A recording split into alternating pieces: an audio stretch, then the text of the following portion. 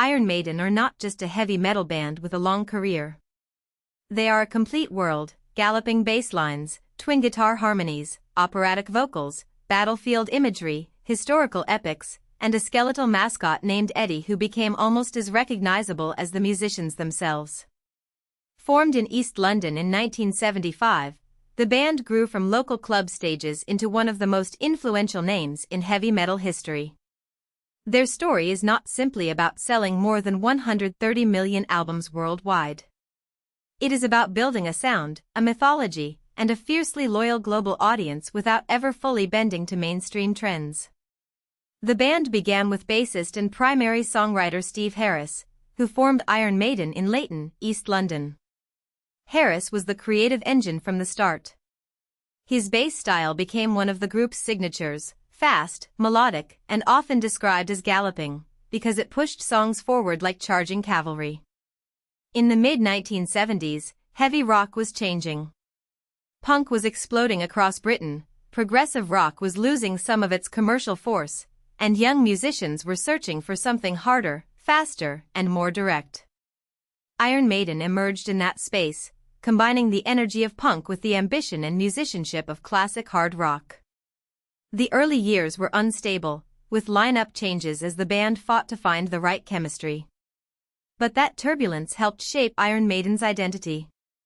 Steve Harris wanted a group that could play with precision and intensity, not just volume.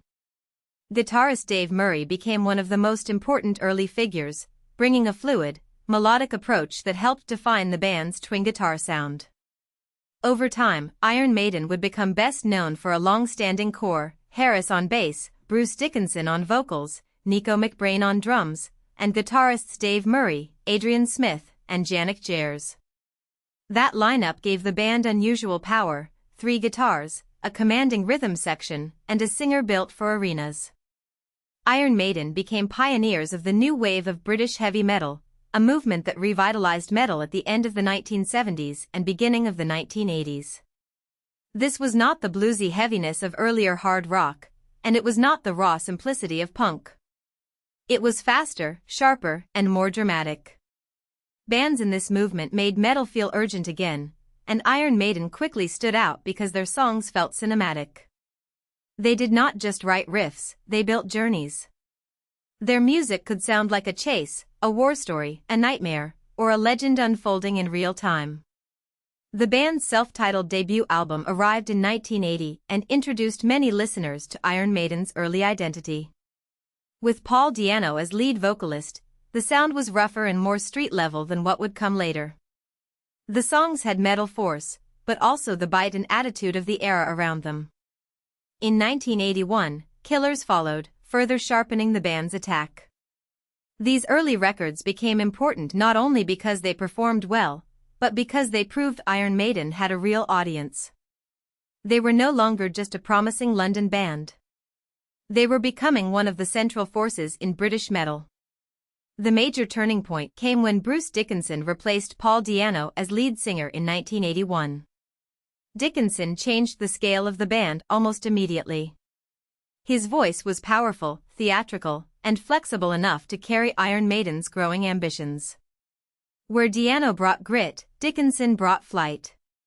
He could make a song feel heroic, ominous, or apocalyptic. This mattered because the band's writing was becoming bigger and more complex. They needed a vocalist who could stand at the center of that storm and make the stories believable. Dickinson's arrival helped transform Iron Maiden from a rising metal act into an arena-dominating institution. In 1982, Iron Maiden released The Number of the Beast, their first album with Dickinson and one of the most famous heavy metal albums ever made. It was a commercial and artistic breakthrough, eventually selling almost 20 million copies worldwide. The record showed how far the band could push metal without losing impact. It had speed, melody, horror imagery, and unforgettable hooks, but it also had a sense of drama that made the songs feel larger than ordinary rock tracks. The album's title and themes attracted controversy, but that only increased its mythic status. For many fans, this is where Iron Maiden became legendary. One of Iron Maiden's greatest strengths is that their lyrics reach far beyond typical rock rebellion. Their songs explore history, literature, war, mythology, dark fantasy, science fiction, society, and religion. This gave the band a unique identity in metal. They could turn historical events into explosive songs, draw from classic literature, or create dark fantasy worlds without sounding like novelty. Their music rewarded listeners who wanted more than a chorus. A fan could come for the guitars and stay for the stories. That combination helped Iron Maiden build a reputation as a band that treated heavy metal as a serious, imaginative art form. Then there is Eddie. For more than 40 years, Iron Maiden's skeletal mascot has appeared on the covers of almost all of their releases, becoming a central part of the band's visual language. Eddie is not just a logo. He changes with the era, the album, and the story. He can be a killer, a soldier, a pharaoh, a cyborg, or a samurai-like warrior. This made Iron Maiden's records instantly recognizable in shops, magazines, posters, and later online. Eddie gave the band a visual mythology that matched the scale of their music. In heavy metal, image matters, and Iron Maiden built one of the strongest images ever. Iron Maiden's reputation was also forged on stage. By October 2019, the band had played around 2,500 live shows, a staggering number that reflects both endurance and demand. Their concerts became known for elaborate production, huge backdrops, Eddie appearances, and a setlist designed like a metal spectacle. But the most important element was the musicianship. Iron Maiden's songs require stamina, fast bass patterns, precise drums, harmonized guitars, and vocals that climb into demanding ranges. Playing that material night after night helped cement their status as a real live band, not just a studio creation. Their audience grew because they delivered the experience in person. The 1990s brought turbulence. Like many classic metal bands, Iron Maiden faced a changing musical landscape as alternative rock, grunge, and new forms of heavy music shifted public attention.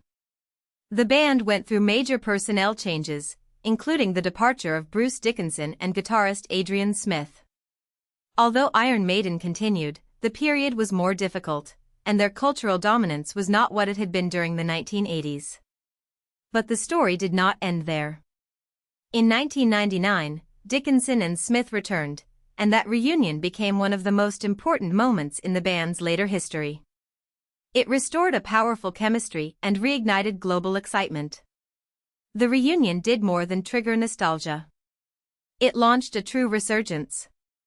Iron Maiden released new albums, toured successfully, and proved they could remain relevant without chasing radio trends.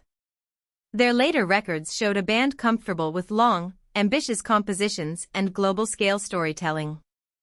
The Final Frontier in 2010, The Book of Souls in 2015, and Senjutsu in 2021 all reached #1 in more than 25 countries. That is remarkable for a band formed in 1975, especially in a genre often treated as outside the mainstream. Iron Maiden's later success showed that their audience was not shrinking into memory, it was renewing itself across generations. Across their career, Iron Maiden have released 41 albums, including 17 studio albums, 13 live albums, 4 EPs, and 7 compilations.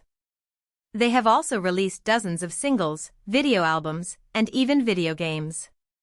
Those numbers matter because they reveal a band that built an ecosystem, not just a discography. With more than 600 certifications, multiple industry awards including Grammy and Brit Awards, and induction into the Rock and Roll Hall of Fame in 2026, Iron Maiden's legacy is secure. But their deeper achievement is cultural. They proved heavy metal could be intelligent, theatrical, technically skilled, fiercely independent, and massively popular all at once. If you found this helpful, please like this video and subscribe for more explainers.